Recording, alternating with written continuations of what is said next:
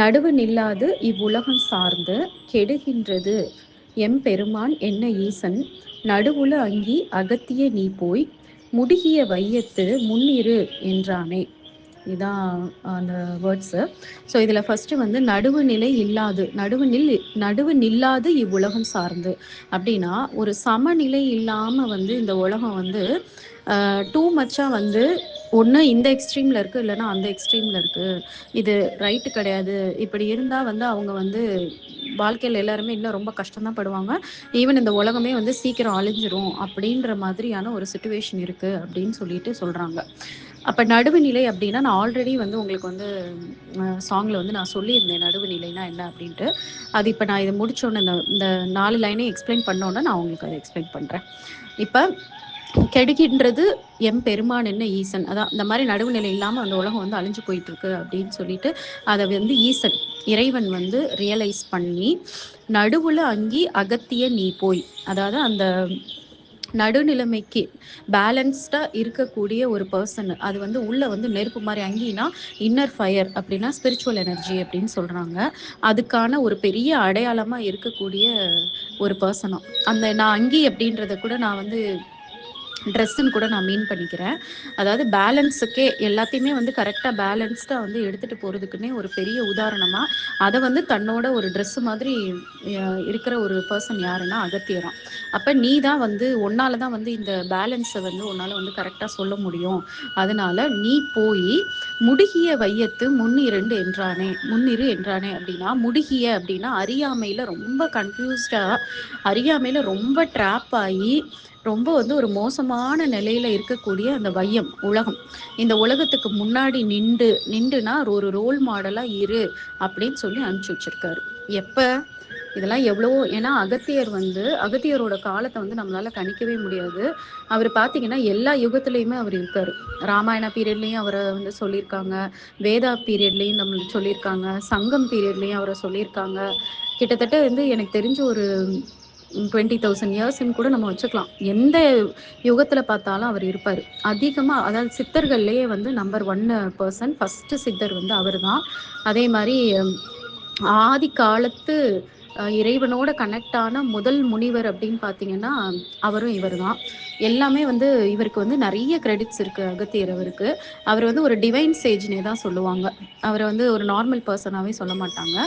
அவரோட கான்ட்ரிபியூஷன்ஸ்லாம் பார்த்தீங்கன்னா நீங்கள் போய் அதெல்லாம் வந்து சாட்ஜிபிட்டியில் போட்டு கேளுங்க, இல்லை கூகுளில் பாருங்கள். இவரை பற்றிலாம் கண்டிப்பாக வந்து நம்ம வந்து எல்லாருமே தெரிஞ்சு வச்சுருந்துருக்கணும். ஜஸ்ட்டு சும்மா ஏதோ சினிமாவில் பார்த்தோம், அங்கங்கே கேள்விப்பட்டோன்ற மாதிரி இல்லாமல் இவரை பற்றின டீட்டெயில்டு திங்ஸ் தெரிஞ்சுக்கோங்க. அந்த தெரிஞ்சுக்கிறதே வந்து ஒரு புண்ணியம் உங்களுக்கு.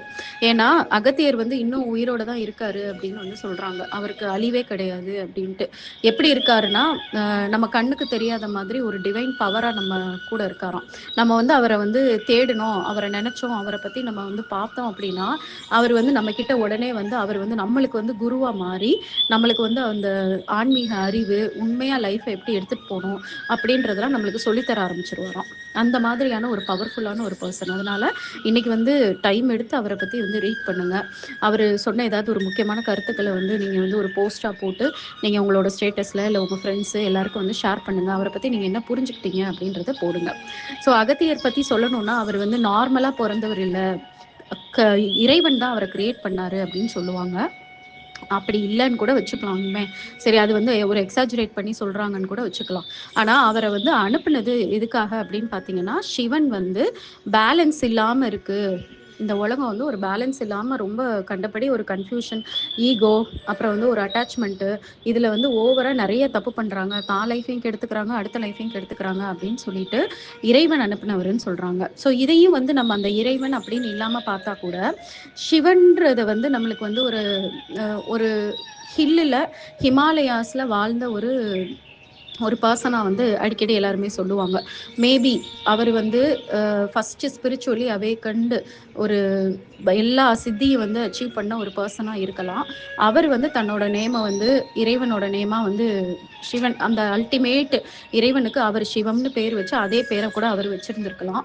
அவர் என்ன பண்ணியிருக்கலாம் அப்படின்னா, நம்மளுக்கு வந்து நம்ம அட்டைன் பண்ண இந்த விஷயத்த அவர் வந்து அவரோட டிசைபிளுக்கு சொல்லி கொடுத்துருக்கலாம். டிசைபிள் வந்து அகத்தியர் வந்து ஒரு சிஷ்யனா இருந்திருக்கலாம்.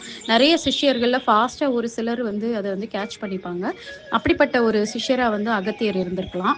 அப்ப அவர் என்ன பண்ணியிருக்கலாம், அகத்தியரை போய் நீ போய் எல்லாத்துக்கும் சொல்லு, நான் இப்போ கற்றுக்கிட்டேன், உனக்கு அதை சொல்லி கொடுத்துருக்கேன், அதை போய் எல்லாருக்கும் சொல்லு. முக்கியமாக மேபி ஒவ்வொருத்தர் அவரோட எல்லா சிஷ்யர்களையும் ஒவ்வொருத்தரையும் ஒவ்வொரு இடத்துக்கு அனுப்பியிருக்கலாம். அதில் அகத்தியரை வந்து சவுத்துக்கு அனுப்பியிருக்கலாம். ஏன்னா ஹிமாலயாஸில் இருந்த ஒரு best spiritual awaken person, first spiritual awaken person அப்படின்னு கூட நம்ம நினச்சிக்கலாம். ஏன்னா நான் வந்து ப்ராக்டிக்கலாகவும் உங்களுக்கு சொல்லணுன்றதுனால சொல்கிறேன். எல்லாமே வந்து மித்தாலஜிக்கலாக ஒரு மாதிரி லாஜிக்கலாக இல்லாத மாதிரி இருக்கிற விஷயங்களை கூட நான் வந்து உங்களுக்கு வந்து இன்னொரு ஒரு லாஜிக்கல் ஆங்கிளில் வந்து சொல்லணும்னு ஆசைப்படுறேன். அதனால நான் வந்து இதை வந்து உங்களுக்கு சொல்கிறேன். ஒன்று நீங்கள் வந்து இறைவனே அனுப்பின பர்சனாக நினச்சிக்கோங்க. அப்படி இல்லைன்னா ஒரு ஸ்பிரிச்சுவலி அவேக்கண்ட் ஒரு லீடர் வந்து அவருக்கு தனக்கு சிவான்னு நேம் வச்சு அதுக்கப்புறம் அவரோட டிசைப்பில் இவர் அனுப்பினதாகவும் நம்ம நினச்சிக்கலாம். எப்படி பார்த்தாலும் இது வந்து அவர் பண்ண கான்ட்ரிபியூஷன்ஸ் பார்த்தீங்கன்னா நம்ம அக்செப்ட் பண்ண முடியாதான் இருக்குது. ஒன்று இப்படி இருந்திருக்கணும், இல்லைன்னா அப்படி இருந்திருக்கணும் அப்படின்னு சொல்லிட்டு அவரை வந்து சவுத்துக்கு அனுப்பி வச்சிருக்காரு. சவுத்தில் போய் நீ போய் அந்த இம்பேலன்ஸ் வந்து ரொம்ப இருக்கு, அந்த இம்பேலன்ஸை சரி பண்ணு அப்படின்னு சொல்லி அனுப்பிச்சு வச்சிருக்காரு. இதைத்தான் வந்து திருமூலர் வந்து இந்த பாட்டில் சொல்லியிருக்காரு. அநேகமா திருமூலர் வந்து அவர்கிட்ட இருந்து அந்த ஞானத்தை கற்றுக்கிட்டவராக இருக்கணும். இவர் தான் வந்து அவங்க எல்லாருக்கும் வந்து எல்லாத்தையும் சொல்லி கொடுத்தவங்களா இருக்கணுமா இருக்கும். ஏன்னா அவர் தான் 18 சித்தர்களில் ஃபஸ்ட்டு சித்தராக வந்து அகத்தியரை சொல்கிறாங்க. அவரோட கான்ட்ரிபியூஷன்ஸ்ன்னு பார்க்கும்போது பார்த்தீங்கன்னா, அவர் சித்தா மெடிசனுக்கு அவர் தான் ஃபவுண்டேஷன். அதே மாதிரி ஃபஸ்ட்டு கிராமர் புக் வந்து அவர் தான், அகத்தியம்னு வந்து அவர் தான் கொடுத்துருக்காரு. தமிழ் ஃபாதர் ஆஃப் தமிழ் கிராமரே வந்து அவர் தான் சொல்லியிருக்காங்க. இது போக ஏகப்பட்ட விஷயங்கள் யோகா பற்றி சொல்லியிருக்காங்க, ஸ்பிரிச்சுவாலிட்டி பற்றி ஏகப்பட்டது பேசியிருக்காரு. அவரோட கான்ட்ரிபியூஷன்ஸுன்றது ரொம்ப கடல் அளவு கான்ட்ரிபியூஷன்ஸ். இப்போ இதில் வந்து நம்ம வந்து இந்த பாட்டு மூலமாக இந்த பர்பஸ், இந்த குரூப்போட பர்பஸ் மூலமாக நம்ம என்ன தெரிஞ்சுக்கணும்னா, அவர் என்ன வந்து பேலன்ஸை வந்து ரீஸ்டோர் பண்ண ட்ரை பண்ணார், அதுதான் இங்கே வந்து நம்ம வந்து பார்க்கணும். இந்த பேலன்ஸ்னால் என்ன? இந்த பேலன்ஸ்னால் நான் ஆல்ரெடி சொல்லியிருந்தேன். மற்றவங்க எப்படி நினைப்பாங்க பேலன்ஸ் அப்படின்னா, நம்ம வந்து இன்பம் துன்பம் ரெண்டுத்துக்கும் வந்து ஒரே மாதிரி ரியாக்ட் பண்ணணும், எதுக்குமே வந்து ரொம்ப டூ மச்சாக எக்ஸ்ப்ரெஸ் பண்ணக்கூடாது, எதையுமே வந்து டூ மச்சாக உள்ளே எடுத்துகிட்டு போகக்கூடாது அப்படின்னு சொல்லுவாங்க. But practically it is not possible. நம்மளுக்கு வந்து ஒரு நல்ல விஷயம் வரும்போது ஆட்டோமேட்டிக்காக வந்து ஒரு ஆனந்தம், ஒரு பரவசம் வரும். அதே மாதிரி ஒரு கெட்ட விஷயம் வரும்போது நம்மளே அறியாமல் வருத்தம் வரும். அது இல்லாமல் இருக்கிறதுன்றது ஹியூமன் பீயிங்க்கு பாசிபிளே கிடையாது. ஏன்னா உள்ளே வந்து நேச்சுரலாக பாடியில் வந்து ஒரு ஒரு விஷயத்துக்கும் உள்ளேருந்து ஒரு ஹார்மோன்ஸ் க்ரியேட் ஆகுது, ஒரு என்சைம் க்ரியேட் ஆகுது, பாடியும் சேர்ந்து ரெஸ்பாண்ட் பண்ணும். அப்போ நம்மளால் வந்து அப்படி வந்து ஒரு எமோஷன்லெஸ்ஸாக உணர்வுகளே இல்லாத ஒரு நிலைக்கு வந்து நம்மளால் போக முடியாது. வேணும்னா ட்ரை பண்ணுவோம், அவ்வளோதான். பட் அது வந்து ரொம்ப டிஃபிகல்ட்டு, அது தேவையும் கிடையாது. நம்ம அப்படி வந்து எமோஷன்லெஸ்ஸாக வாழணும்னு அவசியமே கிடையாது. என்னன்னா எமோஷனுக்கு அடிமையாகாமல் வாழணும், அவ்வளோதான். அந்த எமோஷன் நம்மளை டாமினேட் பண்ணி ஏதாவது ஒரு விஷயம் அதுக்கு நம்மளுக்கு வந்து ஸ்ட்ரெஸ் ஆகுதுன்னா, அந்த ஸ்ட்ரெஸ்ஸு நம்மளை எங்கெல்லாம் வழி எடுத்துகிட்டு போகுதோ, தப்பான வழிக்கு எடுத்துகிட்டு போனால் உடனே அது கூடவே போயிடுறது. எனக்கு ஆல்கஹால் சாப்பிட்டா தான் என் ஸ்ட்ரெஸ்ஸு விடும் அப்படின்னு சொல்கிறது, சிகரெட் குடித்தா தான் நான் சரியாவேன்னு சொல்கிறது, இல்லை வேறு என்ன தப்பான விஷயங்கள் பண்ணால் தான் என் மனசு வந்து நார்மல் ஆகுது அப்படின்னு சொல்கிறாங்க இல்லையா? அதுதான் வந்து அந்த எமோஷன்ஸ்க்கு அடிமையாகுது.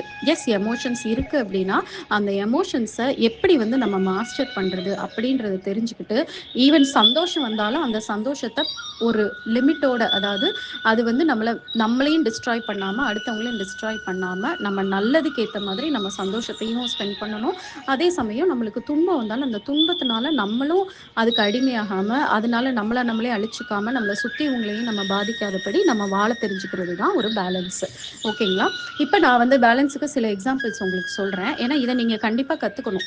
எல்லாருமே வந்து நியூட்ரலாருன்னு சொல்லி அந்த நியூட்ரலிட்டி அப்படின்னாலே எல்லாருமே ஐயோ எதுனாலுமே எமோஷனே இல்லாமல் வாழணும் போல இருக்குன்னு சொல்லிட்டு தான் பயந்துக்கிட்டு ஸ்பிரிச்சுவாலிட்டியை கற்றுக்காமல் இருக்காங்க எல்லாருமே.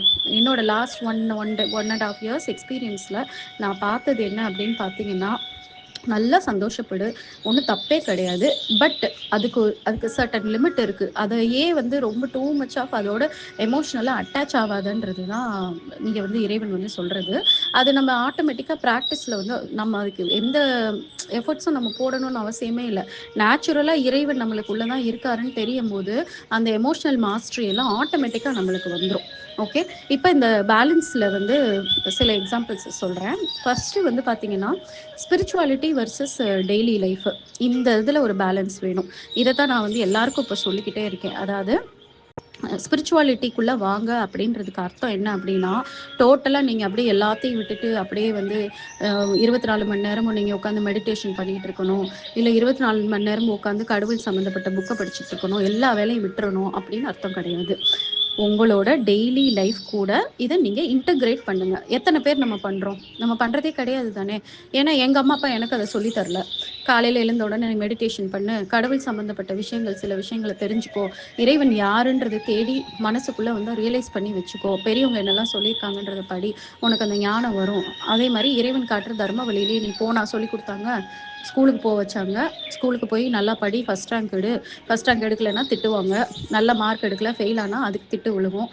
லைஃப்பை பேலன்ஸ் பண்ண தெரியாமல் எதுக்கு எடுத்தாலும் அப்புறம் நீ நல்ல வேலைக்கு போக முடியாது, நல்லா சம்பாதிக்க முடியாது, நல்ல ஒரு ஆளை கல்யாணம் பண்ண முடியாது, லைஃப்பில் செட்டில் ஆக முடியாது. இப்படியே தானே நம்மளை எடுத்துகிட்டு போனாங்க.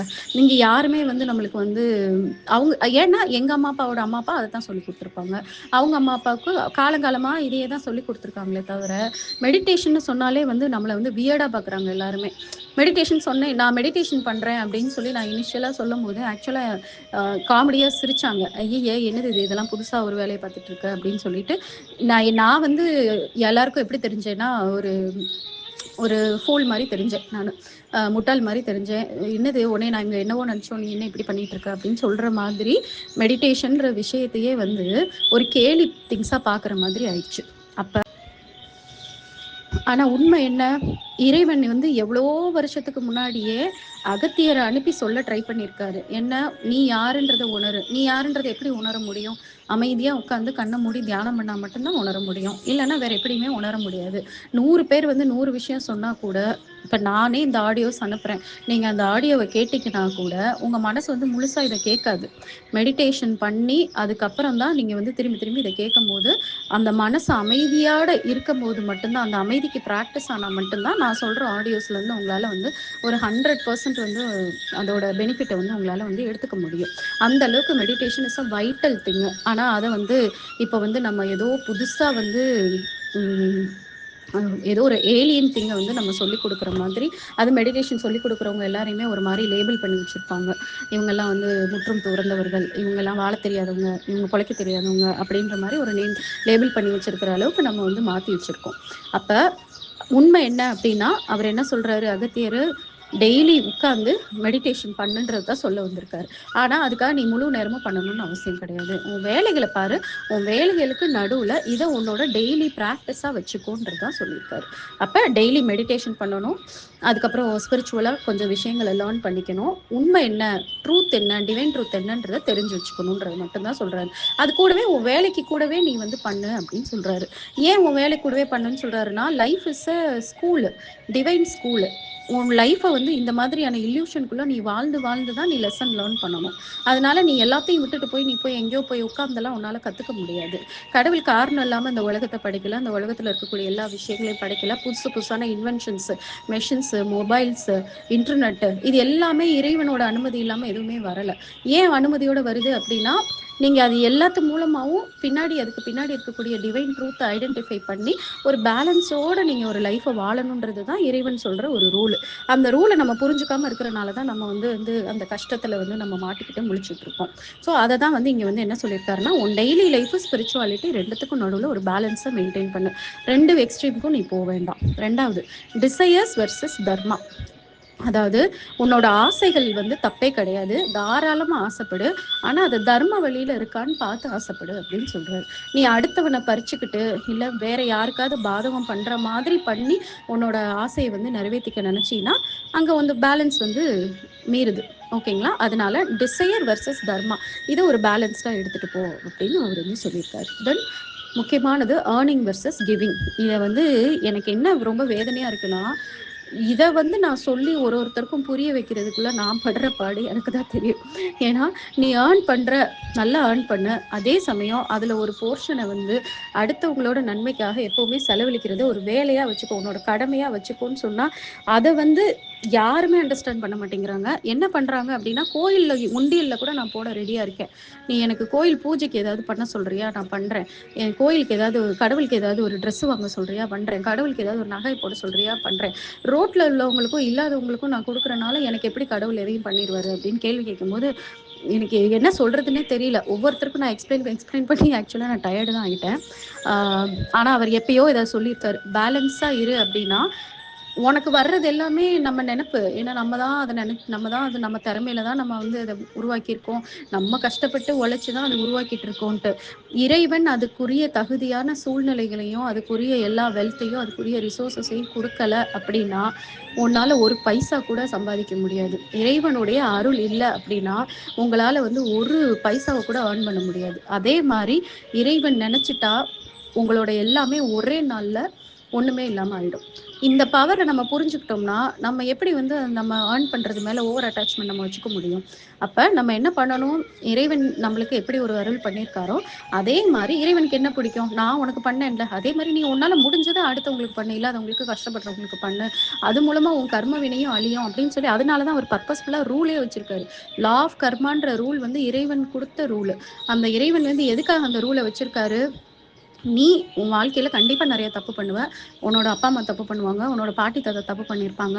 அந்த தப்புக்கு ஒரு இன்டென்சிட்டி வச்சு, ஒரு ஸ்கோர் மாரி வச்சு, அவங்க வாழ்க்கையிலேயே அத அனுபவிக்க வச்சு, அவங்க வழியில வந்தோன்றனால நம்மளுக்கும் அதுக்கான கஷ்டத்தையும் நம்மளுக்கு குடுக்கும்போது, நம்ம சின்ன வயசுலருந்தே நம்ம எல்லாருக்குமே வந்து நம்மளால முடிஞ்சத செஞ்சுக்கிட்டே வந்தோம்னா, நம்மளோட நம்ம கர்மாவே நம்ம பண்ணாதபடியான ஒரு லைஃப்க்கு போயிருவோம்னு வச்சுக்கோங்களேன். ஆனா நம்மளோட ஆன்செஸ்டர்ஸ் கர்மா வந்து நம்மள பாதிக்காதபடி அதையும் நம்ம சரி பண்ணிருவோம். அப்ப இதுக்கு பின்னாடி ஒரு பெரிய ட்ரூத் இருக்கு. நீங்க எவ்வளோ ஏர்ன் பண்றீங்களோ, அந்த ஏர்ன் பண்றதுல ஒரு சர்டன் பெர்சன் உங்களால எவ்வளோ முடியுமோ, அது 1% இருந்தா கூட ஓகே தான். அத ஃபிக்ஸ் பண்ணிட்டு, மாசமானா சம்பளம் வாங்கும்போதே அந்த அமௌண்ட்ட முடிஞ்ச அளவுக்கு நீங்களே வந்து கரெக்ட்டா எல்லாருக்கும் உதவியா பண்ண வைங்க. அதுக்குள்ள சாப்பாடு செஞ்சு, சாப்பாடு எடுத்துட்டு போய் எல்லாருக்கும் ரோட்ல உள்ளவங்களுக்கு குடுங்க. இல்ல யாருக்காவது ஒரு படிப்புக்கு உதவி பண்ணுங்க. உங்கள தேடி வருவாங்க. நீங்க உதவி பண்ண ரெடியா இருக்கீங்க அப்டின்னா, கடவுளே வந்து அத வந்து அனுப்பி விடுவாரு. இதுலயும் ஒரு பேலன்ஸ் என்ன சொல்ல வர்றாருன்னா, நீ சம்பாதிச்ச எல்லாத்தையுமே நீ குடுக்கணும்னு அவசியம் கிடையாது. அப்படி வாழ அவரு சொல்லவே இல்ல. நீ சம்பாரிக்கிறதுல இருந்து ஒரு சின்ன போர்ஷன நீ குடுத்தா போதும் அப்படின்றது தான் சொல்றாரு. ஸோ இதுதான் அந்த பேலன்ஸ். அதுக்கடுத்து பேலன்ஸ் வந்து ஸ்பீக்கிங் வெர்சஸ் சைலன்ஸ். நீ வந்து ஒரு நாள் ஃபுல்லா பேசிக்கிட்டே இருந்த அப்படின்னா, இறைவன் வந்து உன் கூட பேசுறது கேட்கவே முடியாம போயிரும். ஏன்னா, இறைவன் பேசுறத கேட்கிற அளவுக்கு நம்ம சென்சரி இது லிமிட் வந்து கிடையாது. இறைவன் என்ன மாதிரி வைப்ரேஷன்ல பேசுவாரு, என்ன மாதிரியான ஃப்ரீக்வன்சில பேசுவாருன்னு நம்மளுக்கு தெரியாது. இப்ப நான் உங்ககிட்ட பேசும்போது நீங்க கேட்கிற மாதிரிலாம் இறைவன் பேசுறத நம்மளால கேட்க முடியாது. அப்ப இறைவன் பேசுறது வந்து நம்மளுக்கு உள்ள இருந்து நம்மளோட மைண்ட் வழியா நம்மளுக்கு புரிய வைப்பாரு. இன்சிடென்ட்ஸ் மூலமா, ஈவென்ட்ஸ் மூலமா, ஏதாவது ஒரு ஒரு கான்வர்சேஷன் மூலமா நம்மளுக்கு வேற விஷயத்த நம்மளுக்கு வந்து புரிய வைக்கணும் அப்படின்னா, அதுக்கு வந்து நம்மளுக்கு ரொம்ப முக்கியம் அமைதி தான். மனசும், அந்த மைண்டும் கொஞ்சம் நம்ம அமைதியா இருந்தா மட்டும்தான், அன்னைக்கு டேல நம்மளுக்கு நடந்ததுக்கு பின்னாடி இருக்கக்கூடிய இறைவன் சொல்ல வர்ற விஷயம் என்னன்றது நம்மளுக்கு புரியும். அப்ப நம்ம ஒரு நாள் ஃபுல்லா எப்ப பார்த்தாலும் பேசிக்கிட்டே இருந்துகிட்டு, ஆம், அதே மாதிரி எதையாவது ஒரு விஷயத்துல நம்ம மைண்ட் என்கேஜ் பண்ணியே வச்சுக்கிட்டு இருந்தா, நம்மளால எப்படி இறைவன் பேசுறத புரிஞ்சுக்க முடியும்? அதனால அந்த சைலன்ஸ்ன்றது எப்பவுமே நம்ம வந்து கொஞ்ச நேரமாவது மெயின்டெயின் பண்ணணும். அதுக்காக ஒரு நாள் ஃபுல்லா நீ யார்கிட்டயுமே பேசாம அமைதியா இருக்கணும்னு அவசியம் கிடையாது. அதான் ஸ்பீக்கிங் வெர்சஸ் சைலன்ஸ்ல ஒரு பேலன்ஸ் கொண்டு வாங்கன்னு சொல்றது. அதுக்கப்புறம் ரிலேஷன்ஷிப் வெர்சஸ் செல்ஃப் ரெஸ்பெக்ட். உங்கள நீங்க இழந்துகிட்டு போய் நீங்க ஒரு ரிலேஷன்ஷிப்க்கு வந்து இம்பார்ட்டன்ஸ் குடுத்து, அவங்களுக்கு முக்கியத்துவம் குடுத்து, அவங்க இல்லன்னா உங்க வாழ்க்கையே இல்லன்ற மாரி சாக்ரிஃபைஸும் நீங்க பண்ண வேண்டாம். அதே சமயம் நீங்க தான் முக்கியம், வேற யாருமே முக்கியம் இல்லன்ற மாதிரி உங்கள மட்டுமே நீங்க ஓவரா கான்சன்ட்ரேட் பண்ணிட்டு, அடுத்தவங்கள இக்னோர் பண்ணவும் வேண்டாம். இதுல ஒரு பேலன்ஸ் மெயின்டெயின் பண்ணுங்க அப்படின்னு சொல்றாரு. தென் ஆக்ஷன் வெர்சஸ் சரண்டர். அதாவது உங்களால முடிஞ்ச அளவுக்கு பெஸ்ட்டா உங்களோட வேலைகள பாருங்க. ஆனா அதோட அவுட்கம் மேல ரொம்ப அட்டாச்மெண்ட் வைக்காம, அவுட்கம்ம இறைவன் கிட்ட சரண்டர் பண்ணிருங்க. அது எப்படின்னா, நான் எந்த வேலைக்குமே போமாட்டேன். எனக்கு கடவுளே வந்து எனக்கு வந்து மாசம் மாசம் என்னைய கவனிக்கட்டும் அப்படின்னு சொல்லி இருக்கிறது முட்டாள்தனம். அது இன்னொரு எக்ஸ்ட்ரீம். அதே சமயம் நான் தான் எல்லாத்தையும் பண்றேன். நான் பண்றது மூலமா தான் எனக்கு பலன் வருதுன்னு நினைக்கிறதும் முட்டாள்தனம். உங்கள கர்ம யோகியா உங்களோட பெஸ்ட்ட வந்து டெடிகேஷனோட குடுத்துட்டு, அதுக்கான ரிசல்ட் வந்தா, நீங்க எதிர்பார்த்த மாரி வந்தாலும் ஓகே. வரலன்னா கடவுள் வேற ஏதோ பிளான் வச்சிருக்காரு. ஏன்னா எல்லாத்தையும் தாண்டி பவர்ஃபுல்லா இறைவன் இருக்காரு. நம்ம என்னதான் நம்ம பெஸ்ட்டா பண்ணாலும் அவர் பிளான் படி தான் போவாருன்னு புரிஞ்சுக்கிறது தான் அந்த பேலன்ஸ். தென் கம்ஃபர்ட் வெர்சஸ் எஃபோர்ட். அதாவது உங்களோட பாடி, உங்களோட மைண்டை நல்லா பார்த்துக்கிறதுக்கு என்னெல்லாம் பண்ண முடியுமோ எல்லாத்தையும் பண்ணுங்கள். சேம் டைம் டூ மச்சாக எக்ஸ்ட்ரீமாக பண்ண வேண்டாம். ஃபார் எக்ஸாம்பிள் இப்போ ஒரு ஃபிசிக்கல் ஆக்டிவிட்டி அப்படின்னா, அந்த ஃபிசிக்கல் ஆக்டிவிட்டி உங்களோட ஒரு நாள் ஃபுல்லாக உங்களை வந்து ஆக்குப்பை பண்ணுற மாதிரி பண்ணக்கூடாது. அதே சமயம் சுத்தமாகவே ஃபிசிக்கல் ஆக்டிவிட்டியே இல்லாமலும் இருக்கக்கூடாது. உங்கள் பேலன்ஸ் எடுத்துகிட்டு போங்க அப்படின்றாங்க. லேசியாகவும் இருக்காதீங்க, அதே சமயம் டூ மச்சாக உங்களோட பாடியும் மைண்டையும் ஸ்ட்ரெயின் பண்ணிக்காதீங்க அப்படின்றது தான் இங்கே வந்து அந்த பேலன்ஸுன்ற மீனிங் வந்து இதில் வருது. தென் வந்து நாலேஜ் வெர்சஸ் விஸ்டம். அதாவது நாலேஜ் அப்படின்னா நிறைய புக்கை படிச்சுக்கிட்டே இருக்கிறது, ஆனால் அதை லைஃப்பில் அப்ளை பண்ணுறதே கிடையாது. அப்போ அதுவும் தப்பு. அதே மாதிரி விஸ்டம்ன்றது வந்து டூ மச்சாக, அதாவது ஒரு எக்ஸ்ட்ரீமாக வந்து நம்ம வந்து எல்லாத்துலேயுமே வந்து அப்ளை பண்ணுறோன்ற பேரில் கரெக்டான மீனிங்கோடு அப்ளை பண்ண மாட்டோம். இதை தான் வந்து அந்த நாலேஜ் வெர்சஸ் விஸ்டம்னு சொல்லுவாங்க. படிக்காமலே இருக்காத, படி, ஆனால் படிச்சுக்கிட்டேவும் இருந்துக்கிட்டு லைஃப்பில் அப்ளை பண்ணாமல் போகாது அப்படின்றது தான் அவர் வந்து இங்கே வந்து மீன் பண்ணியிருக்காரு. தென் வந்து டிசிப்ளின் வர்சஸ் ஃப்ளெக்சிபிலிட்டி. அதாவது டூ மச்சாக ரிஜிடாக இருக்காதீங்க. நான் இப்படி தான் இருப்பேன், நான் காலையில் வந்து 5 மணிக்கு எந்திரிச்சு நான் இத்தனை மணிக்கு நான் போயே தீருவேன், இதுதான் என்னோட வழி அப்படின்னு சொல்லிட்டு அதனால் மற்றவங்கள கஷ்டப்படுத்தக்கூடாது. கொஞ்சம் ஃப்ளெக்சிபிளாக இருக்கணும். நம்மளோட இது ஓகே, நம்ம இந்த இடத்துல சின்ன இடத்துல நம்ம ஃப்ளெக்சிபிளாக இருந்தால் தப்பு இல்லை, ஏன்னா நம்ம ரிஜிடாக இருக்கிறனால அடுத்தவங்க ரொம்ப கஷ்டப்படுறாங்க அப்படின்னு சொல்லி ரியலைஸ் பண்ணி உங்களோட அந்த ஸ்ட்ரிக்ட் ரூல்ஸு, ஸ்ட்ரிக்ட் ஸ்ட்ரக்சரை வந்து கொஞ்சம் வந்து அடுத்தவங்களுக்காக ஃப்ளெக்சிபிளாக எடுத்துகிட்டு போகிறது தான் வந்து பேலன்ஸு. டூ ஃப்ளெக்சிபிளாகவும் இருக்க வேண்டாம், ஸோ டூ ரெஜிடாகவும் இருக்க வேண்டாம் உங்கள் லைஃப்பில். அதுக்கடுத்து வந்து எமோஷன்ஸ் வெர்சஸ் அவேர்னஸ். நான் ஆல்ரெடி சொன்ன மாதிரி தான், எமோஷன்லேயே வாழ்ந்துடாதீங்க. அன்றைக்கி காலையில் உங்களுக்கு ஒரு கோவம் வந்துருச்சு அப்படின்னா, அந்த கோவத்தையே அந்த ஒரு நாள் ஃபுல்லாக ட்ராக் பண்ணி எனக்கு காலையில் கோவம் வந்துருச்சு அப்படின்னு சொல்லிட்டு அந்த கோவத்தை கண்ட்ரோல் பண்ணவும் நினைக்காம, அந்த கோவத்தை டைவர்ட் பண்ணவும் நினைக்காம, அதையே வச்சு அந்த ஃபுல் டேவை வந்து ஓட்டுறது வந்து எமோஷன்ஸோட எக்ஸ்ட்ரீமு. அவேராக நீங்கள் இருந்தீங்கன்னா போதும். அதுக்காக எமோஷனே இல்லாமலும் இருக்கணும்னு அவசியம் கிடையாது. ஏன்னா இன்ஸ்டண்ட்டாக நம்மளை அறியாமலே வந்து அந்த இது ரெஸ்பான்ஸ் வந்து வரும். சடனாக வந்து ஒரு விஷயத்துக்கு வந்து நம்மளுக்கு வந்து வருத்தம் வருது அப்படின்னா, வருத்தம் எப்படி நம்மளுக்கு வந்துச்சு, வரவே கூடாதுன்னு சொல்லிட்டு நம்மளை ஃபோர்ஸ் பண்ணி பண்ண வேண்டாம். அதே சமயம் ஓகே வந்துருச்சு, இப்போ இதை நான் எப்படி டைவர்ட் பண்ணணும் அப்படின்னு சொல்லிட்டு அதை வந்து டைவர்ட் பண்ணுறதுக்கான வேலையில் இன்வால்வ் ஆகி ஒரு மேக்ஸிமம் ஒரு ஃபியூ மினிட்ஸ்லேயோ இல்லைனா ஒரு ஃபியூ ஹவர்ஸ்லேயோ அதை டைவர்ட் பண்ணிடுறது தான் அந்த பேலன்ஸ். ஓகே, இதெல்லாம் தான் வந்து இறைவன் சொல்கிற பேலன்ஸாக இருக்குது. மற்றபடி வேறு எந்த பேலன்ஸும் கிடையாது. இந்த மாதிரி எல்லாத்துலேயுமே வந்து ஒரு நடுநிலைமையாக இருங்க. இந்த பக்கமும் நீங்கள் போக வேண்டாம், அந்த பக்கமும் போக வேண்டாம். ஃபார் எக்ஸாம்பிள் நீங்கள் எல்லாத்தையும் தூக்கி போட்டு செயின்ட்டாகவும் மாற வேண்டாம், அதே சமயம் கடவுள்ன்ற எண்ணமே இல்லாமல் அந்த கடவுள் காட்டுற வழின்ற சிந்தனையே இல்லாமல் டூ மச்சாக மெட்டீரியலாகவும் இருக்க வேண்டாம். இந்த ரெண்டுமே தப்பு தான் அப்படின்றது தான் இறைவன் சொல்ல வர்றது. இதை புரிய வைக்கிறதுக்கு தான் அவர் வந்து அகத்தியரை அனுப்பியிருக்காரு. இப்போ நம்ம வந்து அகத்தியர் என்னெல்லாம் சொன்னார், அவரோட கோர் டீச்சிங்ஸ் என்ன அப்படின்றத பார்க்கலாம். எனக்கு இந்த டீச்சிங்ஸை ரீட் பண்ணும்போது தான் எனக்கு ரொம்ப ஆக்சுவலாக பயங்கர வருத்தமாக இருந்துச்சு. ஏன் எனக்கு இதெல்லாம் வந்து சின்ன வயசுலேயே என்னோடய அம்மா அப்பா சொல்லி தரல. என்னோடய அம்மா அப்பா சொல்லி தந்திருந்தா என்னோட 40, இப்போ எனக்கு 43 வயசு, நான் வந்து இந்த 40 இயர்ஸை இன்னும் எவ்வளவோ பெஸ்ட்டாக நான் பண்ணியிருந்திருப்பேனே. ஏன் எனக்கு சொல்லி தரல? அதே மாதிரி என்னோட பிள்ளைக்கு நான் எனக்கு முன்னாடியே தெரிஞ்சிருந்தா இதை நான் சொல்லியிருந்திருப்பேன். ஏன் எங்கள் அப்பா அம்மாவுக்கு அவங்க அப்பா அம்மா சொல்லி தரல? எங்கே இதெல்லாம் மிஸ் ஆச்சு? ஏன்னா இது எதுவுமே இப்போ புது விஷயம் இல்லைன்றது நம்மளுக்கு வந்து ப்ரூவ் ஆயிடுச்சு. இறைவன்னா இறைவனை எப்படி அப்ரோச் பண்ணணும் அப்படின்ற வழியை வந்து ஆதி காலத்துல இருந்தே சொல்லி கொடுத்தோம். நம்ம ஏன் வந்து இறைவனை வந்து மெக்கானிக்கலா நம்ம வச்சிருக்கோம்? ஏன் நம்ம போய் கோவில்ல சிலையா மட்டும் நம்ம பார்க்குறோம்? சும்மா வந்து ஃப்ரைடே டியூஸ்டே கோயிலுக்கு போனால் போதும்னு நினைக்கிறோம், இந்த பூஜை பண்ணால் போதும்னு நினைக்கிறோம், அந்த பூஜை பண்ணால் போதும்னு நினைக்கிறோம். இறைவனை வந்து எப்போவுமே ஒரு டிமாண்டிங் பர்சனாக நம்ம வச்சுக்கிட்டு எனக்கு அது கொடு இது கொடுன்னு மட்டும் கேட்டுக்கிட்டு இருக்கோம். ஆனால் இறைவனுக்கு பிடிச்ச எந்த விஷயத்தையும் நம்ம வந்து பண்ணணும்னு நினைக்கிறதே கிடையாது. அது என்னன்னு எனக்கே ரீசனே புரியல. அப்போ எந்த அளவுக்கு வந்து மனிதர்களுடைய அந்த மெட்டீரியலிஸ்ட், இந்த வேர்ல்டுலி திங்கு மேலே எவ்வளோ அட்டாச்மெண்ட் இருந்தால் எப்போ இருந்தோ சொன்னதை வந்து நம்ம வந்து ஈஸியாக இக்னோர் பண்ணிக்கிட்டே போயிட்டு இருந்திருப்போம். அப்போ ஒருத்தர் வந்து இந்த மாதிரி வந்து டூ மச்சாக மெட்டீரியலிஸ்ட் திங்கில் இருந்தாலே அந்த ஒருத்தர் என்ன பண்ணிடுறாங்கன்னா அந்த லைனை கட் பண்ணி விட்டுறாங்க. மேபி அவர் வந்து சொன்னதை வழி வழியாக ஒரு ஃபேமிலியில் ஃபாலோ பண்ணிட்டு இருந்திருப்பாங்களா இருக்கும். அந்த ஃபேமிலியில் இருக்கக்கூடிய ஒரு பர்சனுக்கு மெட்டீரியலிஸ்ட் டிசைர்ஸ் வந்து டூ மச்சாக இருந்து இது எல்லாத்தையும் வந்து கற்றுக்கிற பொறுமை இல்லாமல் இதை வந்து இக்னோர் பண்ணியிருந்தா அவ்வளோதான், அதோடு அது நின்று போயிருக்கு. அப்போ ஒரு வேர்ல்டுலி இல்யூஷன்ஸும் வேர்ல்டுலி அட்டாச்மெண்ட்ஸும் இந்த அறியாமையும் இந்த மாய உலகத்தோட அந்த ஒரு டூ மச் ஆஃப் வந்து அந்த டிசையர்ஸ் இருக்கு இல்லையா, அந்த ஆசை, அதெல்லாம் அவ்வளோ பவர்ஃபுல்லாக வந்து இருக்கிறதுனால மட்டும்தான் ஒவ்வொரு தடவையும் யார் யாரோ வந்து திரும்பி திரும்பி திரும்பி திரும்பி இந்த விஸ்டமை வந்து ரியலைஸ் பண்ணி சொல்லிக்கிட்டே இருக்க வேண்டியிருக்கு. அது வந்து ஆக்சுவலாக ரொம்ப பெயின்ஃபுல் விஷயமா இருக்குது. ஹியூமன் பீயிங்கோட மென்டாலிட்டியை நினச்சாலே வந்து ஒரு பக்கம் வந்து நம்மளுக்கு வந்து ஷாக்கிங்காக இருக்கிற மாதிரி இருக்குது.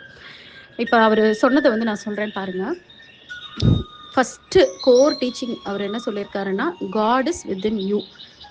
கடவுளை வெளியில் தேடாத, உனக்குள்ளதான் கடவுள் இருக்காரு. ரொம்ப அவேராக உனக்கு உன் லைஃப்பில் நடக்கிற எல்லாத்தையுமே ரொம்ப கவனமாக ஒவ்வொன்றையும் பாரு. அதே மாதிரி அமைதியாக இரு, மௌனமாக இரு. எல்லார்கிட்டையுமே வந்து முடிஞ்ச அளவுக்கு அன்பாக மட்டும் இருக்க ட்ரை பண்ணு. உன்னோட கஷ்டத்துக்கு நீ மற்றவங்கள வந்து நீ வந்து குறை சொல்லிக்கிட்டு இல்லாமல், நீ வந்து உனக்கு உள்ளே இருக்கக்கூடிய கடவுளை தேட ஆரம்பிச்சின்னா உனக்கு எல்லாமே தெரிஞ்சிடும் அப்படின்னு இருக்காரு. எவ்வளோ வருஷத்துக்கு முன்னாடி இந்த விஷயத்த சொல்லியிருக்காரு பாருங்க. ஆனால் இப்பயும் உட்காந்து நம்ம திரும்பி திரும்பி இதை சொல்லிக்கிட்டு இருக்கோம். என்னன்னா, எனக்கு ஒரு ஒரு 60-70 இயர்ஸ் இருக்கக்கூடிய ஓல்டு பீப்புளை வந்து நான் வந்து மீட் பண்ணி அவங்கக்கிட்ட இந்த விஷயத்த நான் சொல்ல ட்ரை பண்ணுறேன். அவங்க ஒரு 10-15 பேர் உட்காந்துருந்தாங்க. அவங்கக்கிட்ட வந்து கடவுள் நம்மளுக்குள்ளே தான் இருக்கிறாரு அம்மா, இதை வந்து நம்ம மெடிடேஷன் பண்ணியும் அந்த மாதிரி திருமந்திர மாதிரி பாட்டெல்லாம் படிக்கும்போது நம்மளால் உணர்ந்துக்க முடியுன்றத அவங்க யாருமே அக்செப்ட் பண்ணலை.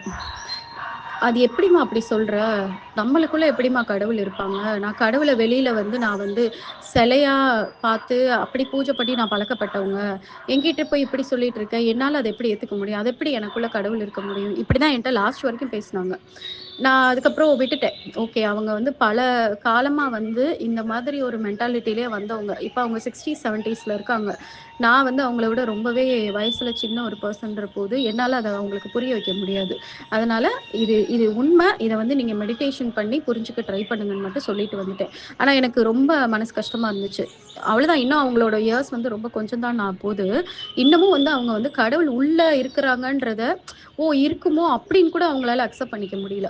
அவங்க எப்படி எடுக்கிறாங்கன்னா, நீ சொல்கிறத எங்களால் வந்து நம்பவே முடியல, ஏற்றுக்கவே முடியல, எனக்குள்ளே கடவுள் இருக்கிறாங்களா என்னால் அக்செப்ட் பண்ணிக்க முடியாது, நான் கடவுளை வெளியிலேயே பார்த்து பழக்கப்பட்டவங்க அப்படின்னு சொல்லி அடித்து சொல்கிறாங்க. இந்த மாதிரி தான் நம்ம உலகம் வந்து மனுஷங்களை வந்து வளர்த்து வச்சிருக்கு. ஆனால் இங்கே அகத்தியர் வந்து என்ன சொல்லியிருக்காரு, எப்பயோ சொல்லிட்டாரு காட் இஸ் வித் இன் யூன்னு சொல்லிட்டு. நீங்களாவது வந்து அதை வந்து புரிஞ்சுக்க ட்ரை பண்ணுங்க. அடுத்து second, balance is the highest dharma. அதாவது நடுவு நிலைமை தான் ரொம்ப நியாயமான விஷயம். நீ எப்படி இருக்கணும்னா, எந்த எக்ஸ்ட்ரீமும் இல்லாமல் டோட்டலாக எல்லாத்தை விட்டு டிட்டாச்சும் ஆகிடாத, அதே சமயமாக எக்ஸ்ட்ரீமாக இந்த உலகத்தில் இருக்கக்கூடிய விஷயங்கள் தான் முக்கியம்னு சொல்லிட்டு வீடு கட்டுறது, கார் வாங்குறது, பிள்ளையை செட்டில் பண்ணுறது, அடுத்து அவங்க பிள்ளையை பார்க்குறது, அவங்களுக்கு நகை சேர்த்து வைக்கிறதுன்னு மட்டுமே உன் லைஃப்பை எடுத்துகிட்டு போகாத, பேலன்ஸ்டாக எடுத்துகிட்டு போ, அதுதான் கரெக்டு அப்படின்னு சொல்லியிருக்காரு. தென் மூணாவது ரொம்ப முக்கியமானது கர்மா. கர்மான்றது உண்மை, அதை வந்து ஃபேஸ் பண்ண, உன் கர்மாவை களி அப்படின்னு சொல்லியிருக்காரு. அப்போ யாருமே கர்மாலேருந்து எஸ்கேப் ஆக முடியாது. ஏன்னா நம்ம டெய்லி லைஃப்பில் மனசாலையும் சரி, நம்ம வார்த்தைகளாலையும் சரி, நம்ம ஆக்ஷனாலையும் சரி, ஏதாவது ஒரு டேமேஜ் வந்து நம்ம அடுத்தவங்களுக்கும் சரி, இந்த நேச்சருக்கும் சரி, எல்லாத்துக்கும் காஸ் பண்ணிக்கிட்டே தான் இருப்போம். நம்ம தெரிஞ்சு பண்ணுவோம், சிலது தெரியாமல் பண்ணுவோம். தெரியாமல் பண்ணுறதுக்கு ஒரு லிமிட்டட் இன்டென்சிட்டியில் நம்ம வந்து திரும்பி அதுக்கான பலன் அனுபவிப்போம். தெரிஞ்சு பண்ணுறதுக்கான இன்டென்சிட்டி ரொம்ப அதிகமாக இருக்கும். இப்போ நம்ம குடும்பத்தில் நம்மளோட ஏதோ ஒரு முன்னோர் வந்து என்ன பண்ணியிருப்பாங்கன்னா, ஒரு பண்ணக்கூடாத ஒரு பெரிய தப்பை காசுக்காக பண்ணிட்டாங்க, ஒரு குடும்பமே அழிஞ்சிருச்சு அப்படின்னா, அது அவங்க வாழ்க்கையோட முடிஞ்சிடாது. அவங்க பிளட்டை வந்து நம்ம வந்து கிளைம் பண்ணுறோம் இல்லையா, அதில் வழியாக தானே நம்ம வர்றோம். அப்போ அவங்க பூர்வீக சொத்துன்னு சொல்லிட்டு ஏதாவது ஒன்று இருக்குன்னா நம்ம விடுவோமா? போய் எனக்குரிய சொத்து எனக்கு வேணும், எங்கள் பூர்வீக சொத்து எனக்கு வேணும்னு சொல்லி எப்படி கேட்குறோம்? அதே மாதிரி தான் நம்ம முன்னோர்களில் யாராவது பெரிய பண்ணக்கூடாத ஒரு பெரிய பாவத்தை வந்து பண்ணிட்டாங்க அப்படின்னா, அதோட இது வந்து நம்ம மேலேயும் வந்து விழுக தான் செய்யும். அதுக்காக நம்ம உட்காந்து அதெல்லாம் தேடிட்டு இருக்க தேவையில்லை. எங்கள் தாத்தா பாட்டி என்ன தப்பு பண்ணாங்களோ, அவங்களுக்கு தாத்தா பாட்டி என்ன தப்பு பண்ணாங்களோன்னு தேடுறதுலாம் நம்ம வேலை கிடையாது. அதை கண்டும் பிடிக்க முடியாது. நம்ம அப்பா அம்மாவோட லைஃப்பில் என்ன நடந்துச்சுன்றதே நம்மளுக்கு முழுசாக தெரியாது. அதே மாதிரி நம்ம லைஃப்பில் என்ன நடக்குதுன்றது நம்ம பிள்ளைங்களுக்கு முழுசாக தெரியாது. அப்படி இருக்கும்போது காலங்காலமாக முன்னாடி நடந்ததெல்லாம் எப்படி நம்மளால் கண்டுபிடிக்க முடியும்? பட் இப்படி ஒரு விஷயம் இருக்குன்றத புரிஞ்சுக்கிட்டு நீங்கள் செய்ய வேண்டியதெல்லாம் ஒன்றுமே இல்லை. சின்ன வயசுல இருந்தே அடுத்தவங்களுக்கு நன்மையோடு சேர்ந்த ஒரு வாழ்க்கையை வாழுங்க, அவ்வளோதான். குழந்தையா வளர்ந்து ஓரளவுக்கு விவரம் தெரிஞ்சிச்சுனாலே உங்கள் பிள்ளைங்களுக்கு வந்து அந்த இல்லாதவங்களுக்கு வந்து உதவி பண்ணுற அந்த ஹேபிட்டை கொண்டு வரணும். டெய்லி வந்து ஒருத்தருக்காவது ஸ்ட்ரீட்டில் உள்ளவங்களை தேடி பார்த்து அவங்க கிட்ட போய் சாப்பாடு கொடுத்துட்டு வாங்க. இதை வந்து உங்களோட ஒரு கடமையா நீங்களும் வச்சுக்கோங்க, உங்க பிள்ளைங்களுக்கும் சொல்லி கொடுத்துருங்க. அப்ப அந்த பிள்ளைங்க எப்படி இருப்பாங்க அப்படின்னா, வளர்ந்த பிறகு வேலைக்கு போறாங்களா, தான் பிள்ளைங்களை பாக்குறாங்களா, தான் குடும்பத்தை பாக்குறாங்களா, அது கூடவே உள்ள ஒரு ஃபயர் வரும். ஐயோ, இன்னைக்கு நான் அடுத்தவங்களுக்கு எதுவுமே பண்ணலையே, நான் கண்டிப்பா ஏதாவது பண்ணணும், என் ஆக்ஷன்ஸ் என்னவா இருக்குமோ தெரியாது, அதோட பலன் என்னவா இருக்கும்னு தெரியாது, நான் ஏதாவது ஒண்ணு பண்ணணும் அப்படின்னு சொல்லி உள்ள இருந்து எப்படி சாப்பாடு தூக்கம் மாதிரி அந்த உணர்வை கொண்டு வரணும். அந்த உணர்வை மட்டும் நீங்களும் வச்சுக்கிட்டு உங்க பிள்ளைங்களுக்கும் கொண்டு வந்துட்டீங்கன்னா அது போதும். அந்த கர்மா பேலன்ஸ் வந்து ஆட்டோமேட்டிக்கா நடக்கும்.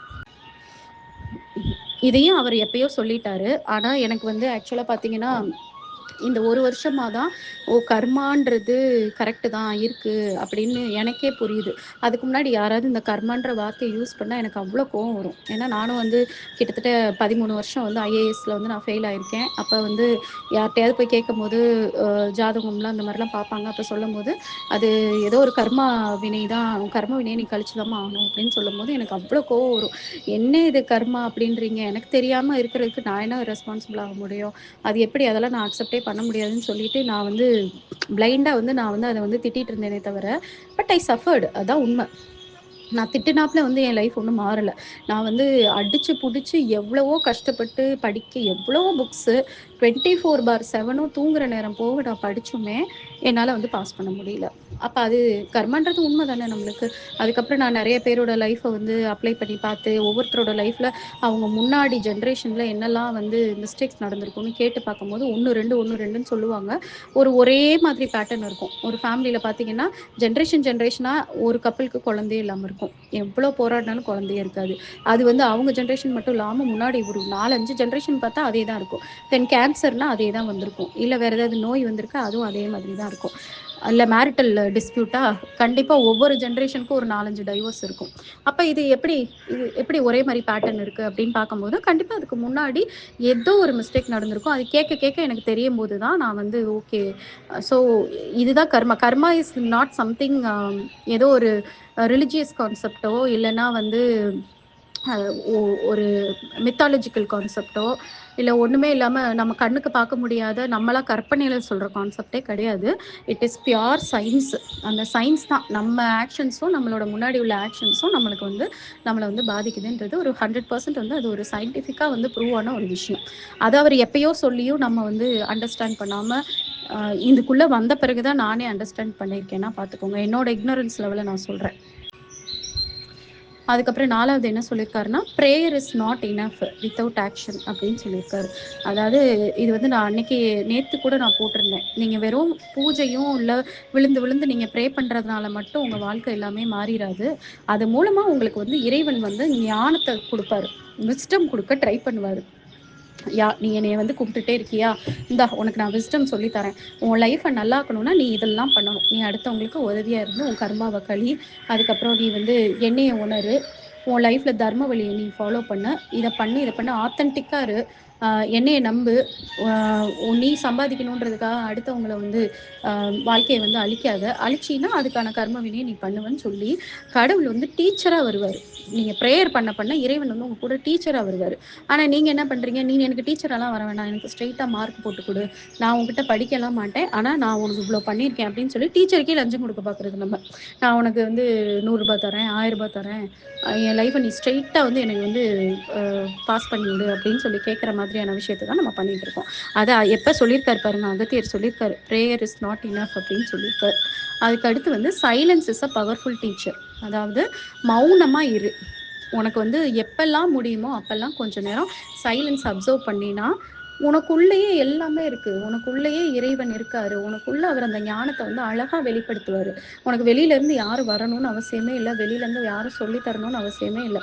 அமைதியா இரு. அந்த அமைதினா என்ன அர்த்தம்னா, என்ன பண்ணுவாங்கன்னா, அமைதியா இருக்கேன்ற பேர்ல பாஸ்ட்ல நடந்த எல்லா கெட்ட விஷயத்தையும் யோசிச்சுக்கிட்டு யார் மேலேயா கோவப்படுறது, விக்டிம் இது ப்ளே பண்ணிக்கிட்டு நம்மளை சிம்பத்தைஸ் பண்ணிட்டு இருக்குது. இந்த வேலை தான் எல்லாருமே வந்து அமைதியா இருக்கும்போது பண்ணி நான் பார்த்துருக்கேன். இல்லைன்னா தேவையே இல்லாத கற்பனை, ஒரு ஃபியூச்சரை பத்தி வந்து அன்னெசரியா வந்து டூ மச்சா கற்பனை பண்ணிட்டு உட்காந்துட்டு இருக்குது. இந்த ரெண்டுமே எந்த பிரயோஜனமும் இருக்க போறது கிடையாது. மௌனமா இருன்றதுக்கு பின்னாடி என்ன அர்த்தம்னா, அந்த மொமெண்ட்ல வாழு. நீ உட்கார்ந்துருக்கியா, இல்ல இப்ப நான் காஃபி குடிச்சிட்டு இருக்கேன், காஃபி குடிக்கிறியா, அந்த காஃபியை ரசிச்சு குடிச்சிட்டு அமைதியா இறைவன் பத்தின சிந்தனையில இரு, அவ்வளவுதான். இறைவனோட மந்திரத்தை மனசுக்குள்ள சொல்ல, இறைவனோட உருவத்தை கொண்டு வர ட்ரை பண்ண. அப்ப டக்குன்னு அவர் வந்து ஒரு சுவிட்ச் போட்ட மாதிரி வந்து உனக்கு ஞானத்தை கொடுக்க ஆரம்பிப்பாரு. இந்த மாதிரியான ஒரு மௌனத்தை ஒரு நாளைக்கு ஒரு 1/2 மணி நேரம் நீங்க ஃபாலோ பண்ணுங்க. அது உங்களை வேற லெவலுக்கு எடுத்துட்டு போயிடும். வேற எதுவுமே சொல்லித்தராத எல்லா விஷயமும் இந்த மௌனம் வந்து சொல்லித்தரும் உங்களுக்கு. அடுத்து அதை help others, that is real வர்ஷிப்னு சொல்லியிருக்காரு. இதை நான் பல தடவை உங்கள்கிட்ட சொல்லிட்டேன், புதுசாக நான் சொல்லணும்னு அவசியம் கிடையாது. இறைவனை வந்து நீ கும்பிடுறது, உண்மையான கும்பிடுறதுக்கு பேர் வந்து அடுத்தவங்களுக்கு உதவி பண்ணுறது மூலமாக தானே தவிர அவங்களுக்கு வந்து 6 வேலை பூஜை பண்ணுறதும் அவங்களுக்கு தேவையான எல்லாத்தையும் வந்து பூலாம் இது பண்ணி அதுக்கப்புறம் அவருக்கு பழங்கள் படைக்கிறது, அதை படைக்கிறது, இதை படைக்கிறதுன்னு சொல்லிட்டு பண்ணக்கூடிய விஷயங்கள் எல்லாமே அது எல்லாம் வந்து ரியல் வர்ஷிப் கிடையாது. அது எல்லாமே வந்து உங்கள் மைண்டை டேம் பண்ணுறதுக்கான விஷயங்கள். நீங்கள் பண்ணுற பூஜை, கோவிலில் வந்து நடக்கக்கூடிய பூஜையெல்லாம் உங்கள் மைண்டை வந்து டிசிப்ளினுக்கு கொண்டு வரதுக்கான first step warm up exercise மாதிரி. ஆனால் நம்ம அந்த வார்ம் அப் எக்ஸசைஸ்லேயே போய் நிறுத்திக்கிட்டு அடுத்த லெவல் போகாமலே இருக்கும். அடுத்த லெவல் போகலன்னா கடவுளுக்கு எப்படி பிடிக்கும்? கடவுள் வந்து ஓகே உன் மைண்டு நீ டேம் பண்ணிட்டியா, இப்போ வா நான் எல்லாருக்குள்ளேயும் இருக்கேன், எல்லாருக்கும் நீ சேவை பண்ண, நான் வந்து உனக்கு எல்லாத்தையும் பண்ணுவேன் அப்படின்றது தான் அவர் சொல்லிக்கிட்டே இருக்காரு. அதை நம்ம ஃபாலோ பண்ண மாட்டோம். ஏன்னா நம்ம தான் அடுத்தவங்க கிட்ட கடவுளை பார்க்க மாட்டோம். இல்லை, அடுத்தவங்கள நம்ம எதிரியாக பார்த்தே பழக்கப்பட்டவங்க. அதனால அடுத்தவங்க தான் நம்மளோட கஷ்டத்துக்கு வந்து எல்லாருமே தான் காரணம், இவங்க காரணம் அவங்க காரணம்னு சொல்லியே பழக்கப்பட்டவங்களால வந்து மனிதர்களுக்குள்ள வந்து தெய்வத்தை பார்க்கவே முடியாது. அடுத்து வந்து 7வது, emotions must be observed not சப்ரஸ்டுன்னு சொல்றாரு. அதாவது எமோஷன் வரட்டும், அந்த வர்றதை வந்து நீ ஏன் வருது, எதுக்கு வருது, இதுக்கு பின்னாடி இருக்கக்கூடிய காரணம் என்ன அப்படின்றத அண்டர்ஸ்டாண்ட் பண்ணி உன் வாழ்க்கையை சரி பண்ணிக்கோ. எமோஷன்றது ஒரு லெசன் மாதிரி. கிளாஸ் ரூமில் இப்போ சோஷியல் ஸ்டடீஸு சயின்ஸுனால் அதில் ஒரு லெசன் மாதிரி தான் உனக்கு ஒரு எமோஷனை வந்து நான் கொடுப்பேன். உனக்கு ஒரு கோவம் வருது, இல்லை வருத்தம் வருது, ஸ்ட்ரெஸ் வருது, ஆங்ஸைட்டி வருது, ஈவன் இல்லை ஹாப்பினஸ் வருதுனாலும் அதுக்கு பின்னாடி நான் ஒரு காரணம் வச்சுருப்பேன். அந்த காரணத்தை கண்டுபிடி. அந்த எமோஷனுக்குள்ளேயே கேரி ஓவர் ஆகாமல் அப்சர்வ் பண்ணி ஏன் இது வருது, இதுலேருந்து நான் என்ன கற்றுக்கணும் அப்படின்னு சொல்லி ஒன்று நீ தெரிஞ்சுக்கோ. நீ தெரிஞ்சுக்கலன்னா உனக்கு குருவாக யாராவது இருக்காங்க, இல்லை உன்னை விட இந்த நாலேஜில் ஓரளவுக்கு பெட்டராக இருக்காங்கன்னா அவங்கக்கிட்ட கேட்டு தெரிஞ்சுக்கோ. அவங்க சொல்கிறது அவங்க கிடையாது, சொல்கிறது நான் தான் அப்படின்றது தான் இறைவன் வந்து இங்கே சொல்ல வராரு. அதுதான் அகத்தியர் வந்து இங்கே மென்ஷன் பண்ணியிருக்காரு. அதுக்கடுத்து guru is the divine and human form. உனக்கு வந்து ஒரு குருவை வந்து உனக்கு நீ இந்த வழியில் போகணும் அப்படின்னு நினைக்கிறேன்னா யார் உன்னை வந்து வழி நடத்துகிறாங்க, யாராவது ஒருத்தவங்க உனக்கு வந்து ஒரு ஐ ஓப்பனிங்காக ஒரு மெசேஜ் சொல்கிறாங்கன்னா அவங்கள குருவாக ஏற்றுக்கிட்டு அவங்க எந்த வழியில் வந்தாங்களோ அந்த வழியில் நீயும் போக ட்ரை பண்ணு அப்படின்னு சொல்கிறாரு. அதாவது உனக்கா செல்ஃபாக இறைவனை வந்து மனசுக்குள்ளே இருந்து உணர முடியாத பட்சத்தில் ஒரு சீனியரை வந்து நீ குருவாக ஏற்றுக்கோ அப்படின்னு சொல்கிறாரு. தென் வந்து live with simplicity, truth and service. ரொம்ப டூ மச்சாக வந்து ஆடம்பரமாக நீ தேடி ஓடணுன்னா அதுக்கு எண்டே இருக்காது. அதனால அதுக்காக ஒன்று எல்லாத்தையும் விட்டுட்டு சிம்பிளாயிருன்னு சொல்லலை, எல்லாத்துலேயுமே ஒரு பேலன்ஸை மெயின்டைன் பண்ணுன்னு சொல்கிறாரு. அதே மாதிரி பேச்சில் வந்து ஒரு உண்மைத்தன்மையை மெயின்டைன் பண்ணிக்கோ. ஏன்னா சிலர் பார்த்துருக்கேன், பேசும்போது அவங்களால உண்மையாக பேசவே வராமல் ஆயிடுச்சு. அவங்களுக்கு வந்து ஹேபிட்டே வந்து ஃபேக்காக பேசி பேசி பழகி ஃபேக்காக பேச தேவையில்லாத இடத்துல கூட அவங்க ஃபேக்காக தான் பேசுவாங்க, ஆர்டிஃபிஷியலாக தான் பேசுவாங்க, பொய்யாக தான் பேசுவாங்க. அந்த மாதிரி நிறைய கேரக்டர்ஸ் நான் பார்த்துருக்கேன். அந்த இடத்துல அவங்க வந்து அந்த பொய் சொல்லணும்னு அவசியம் கூட கிடையாது. பட் அவங்க காலங்காலமாக ஹேபிச்சுவேட் ஆனனால அவங்களுக்கு டக்குன்னு அதுதான் வரும். அப்போ அது எனக்கு பார்க்க பெயின்ஃபுல்லாக இருக்கும். அது அது வந்து அவங்களுக்கு வந்து ஒரு கர்மாவை தான் கிரியேட் பண்ணுது. அவங்க அவங்கள ரியலாக இருக்காததுனால அவங்க லைஃப்பில் தான் வந்து நிறைய ப்ராப்ளம் இருக்குமே தவிர மற்றவங்க லைஃப்பில் கிடையாது. அதை கூட அண்டர்ஸ்டாண்ட் பண்ணாமல் தான் நிறைய பேர் லைஃப் எடுத்துகிட்டு போயிட்டு இருக்காங்க. ஸோ பேச்சில் ஒரு ட்ரூத்ஃபுல்னஸ் இருக்கான்னு பாருங்கள். அதே மாதிரி உங்களோட ஒவ்வொரு ஆக்ஷன்லேயும் ஒரு கம்பேஷன் இருக்கணும். கம்பேஷன் இருக்கணும்னா நான் இந்த டெசிஷன் எடுக்கிறனால மற்றவங்க பாதிப்பாங்களா, மற்றவங்க பாதிக்கிறது அன்அவாய்டபிள் சர்க்கம்ஸ்டன்சஸ் இதாயிடுச்சு, என்னால் வேறு வழியே இல்லை, நான் வந்து அவாய்டே பண்ண முடியாது, இது பண்ணுறனால மற்றவங்க பாதித்தாலும் ஆனால் இதுதான் நியாயம், இதை நான் பண்ணி தான் ஆகணும் அப்படின்ற நிலைமை வரும்போது அதை கடவுள்கிட்ட சரண்டர் பண்ணிவிட்டு அந்த ஆக்ஷனை எடுக்கணும். அதுதான் கம்பேஷனேட் இன் ஆக்ஷன் அப்படின்னு சொல்கிறது. அதுக்கப்புறம் ட்ரூத்தை சொல்கிறதுக்கு நம்ம எப்போவுமே பயப்படக்கூடாது. ஒரு ட்ரூத்தை சொல்ல வேண்டிய சிச்சுவேஷன் வந்துருச்சு அப்படின்னா எந்த காரணத்தினாலேயும் அந்த ட்ரூத்தை வந்து நம்ம மறைக்கணும்னு அவசியம் கிடையாது. இதைத்தான் வந்து அவர் வந்து இங்கே சொல்லியிருக்காரு, இப்படி உன்னோட லைஃப்பை வாழு அப்படின்னு. இப்படி நீங்கள் லைஃப்பை வாழ்ந்தா உடனே நீங்கள் யோசிப்பீங்க, இப்படிலாம் வாழ்ந்தா எவன் பிழைக்க போகிறான்ட்டு. அவன்தான் பெருசாக வந்து ஒரு பெரிய விஷயங்களை வந்து அவனால் மட்டும்தான் சாதிக்க முடியும். ஸ்பிரிச்சுவாலிட்டி ப்ளஸ் ட்ரூத்து, லைஃப்பை வந்து ட்ரூத்ஃபுல்லாக எடுத்துகிட்டு போகிறவங்க, இந்த ரெண்டும் கலக்கும் போது அவங்களால சாதிக்க முடியாத விஷயங்கள்னு எதுவுமே இருக்காது. அதுதான் உண்மை. அதுக்கப்புறம் surrender to the divine will. உன் லைஃபு உன் பிளான் படி நடக்கலை அப்படின்னா அப்போ இறைவன் வேறு ஏதோ பெட்டராக பிளான் பண்ணி வச்சுருக்காருன்னு சொல்லிட்டு இறைவன்கிட்ட அப்படியே சரணாகதி அடைஞ்சு அந்த ஃப்ளோவில் போக தெரிஞ்சுக்கோ. உனக்கு தெரியாது ஃபியூச்சரில் என்ன நடக்கும்னு. ஃபார் எக்ஸாம்பிள் நீ வந்து குரூப் 1 ஆஃபீஸர் ஆகணும்னு நீ நினச்சிருப்ப. ஆனால் நீ பாஸ் ஆகலை அப்படின்னா அதனால அப்படியே நீ லைஃப் வாழ்றதே வேஸ்ட்டுன்ற மாதிரி ஒரு ஃப்ரஸ்ட்ரேட்டட் ஸ்டேஜுக்கு போய் நீயே உன்னோட லைஃப்பை வந்து ஒரு ஃபெயிலியர் லைஃபாக எடுத்துகிட்டு போகாமல் நீ பாஸ் பண்ணலை அப்படின்னா இறைவன் இதுக்கு பதிலாக வேறு ஏதோ பிளான் வச்சுருக்காருன்னு சொல்லிட்டு முழுமையாக இறைவன் கிட்ட சரணாகதி அடைஞ்சு நம்ம பாட்டுக்கு அந்த லைஃப் எடுத்துகிட்டு போகும்போது கொஞ்ச நாளில் அந்த ட்ரூத் வந்து புரிய வைரும். ஏன் வந்து நீங்கள் வந்து பாஸ் பண்ணலை, அதுக்கு பதிலாக கடவுள் என்ன மாதிரியான ஒரு பெஸ்ட் ஆப்ஷன் வச்சுருக்காருன்றதை உங்களால் புரிஞ்சுக்க முடியும். அப்படி இல்லாமல் நீங்களே ஃப்ரஸ்ட்ரேஷனுக்குள்ளே போய் நீங்களே ஒரு ஃபெயில்டாக உங்களை நினைக்க ஆரம்பிக்கும் போது ஆட்டோமேட்டிக்காக அந்த மாதிரியான ஒரு லைஃப்பை தான் நீங்கள் வாழுவீங்க. இதுதான் இறைவன் வந்து டிவைன் சரண்டர் அப்படின்றத அகத்தியர் மூலமாக சொல்லியிருக்காரு. இப்போ இதெல்லாம் வந்து இவ்வளோதான் பாயிண்ட்ஸு. இப்போ இது எல்லாமே வந்து பார்த்தீங்கன்னா, நான் ஏதோ இப்போ தான் புதுசாக ஒவ்வொன்றா கண்டுபிடிக்கிறதா நினச்சி நான் வந்து தியரி வேறு எழுதிட்டு இருக்கேன் நான். இது சொல்லியிருக்காங்க, இது சொல்லியிருக்காங்க, இப்படி தான் நம்ம லைஃப்பை வாழணும் அப்படின்னு சொல்லிட்டு. ஆனால் ரொம்ப ஷாக்கிங்காகவும் பெயின்ஃபுல்லாகவும் இருக்கக்கூடிய விஷயம் என்னென்னா, இது எல்லாமே எப்போ இருந்தோ எல்லாரும் சொல்லிக்கிட்டு தான் வர்றாங்க. ஆனால் ஏன் மிஸ் பண்ணுறோம், எதனால நம்மளுக்கும் அது வந்து நம்ம லைஃப்லேயும் அதை எடுத்துக்க முடியல, ஈவன் நம்ம பிள்ளைங்களையும் நம்மளால் அதுக்குள்ளே கொண்டு போக முடியல அப்படின்றது வந்து ஒரு பெரிய கொஷினாக இப்போ என் மைண்டில் இருக்குது. அதுக்கான ஆன்சரை நான் சீக்கிரமாக நான் சர்ச் பண்ணி இனி வர காலத்துலையாவது வந்து எல்லாரோட லைஃப்லையுமே வந்து ஸ்பிரிச்சுவாலிட்டியும் மெட்டீரியலிஸ்ட் திங்ஸையும் பேலன்ஸ்டாக எடுத்துகிட்டு போகிற ஒரு லைஃப் ஸ்டைலை வந்து நம்ம கொண்டு வர்றது ஒரு மிஷனாக வச்சு பண்ணணும்னு நினைக்கிறேன். நீங்களும் வந்து அதை மைண்டில் வச்சுக்கோங்க. ஓகே, இதை இன்னைக்கு அகத்தியரை பற்றி டீட்டெயிலாக தெரிஞ்சுக்கோங்க. அவரை பற்றி தெரிஞ்சுக்கிறதே ஒரு பெரிய புண்ணியம் அப்படின்றத அண்டர்ஸ்டாண்ட் பண்ணி தெரிஞ்சுக்கோங்க. அதே மாதிரி நான் இங்கே பாயிண்ட்ஸ் எல்லாமே போடுறேன்.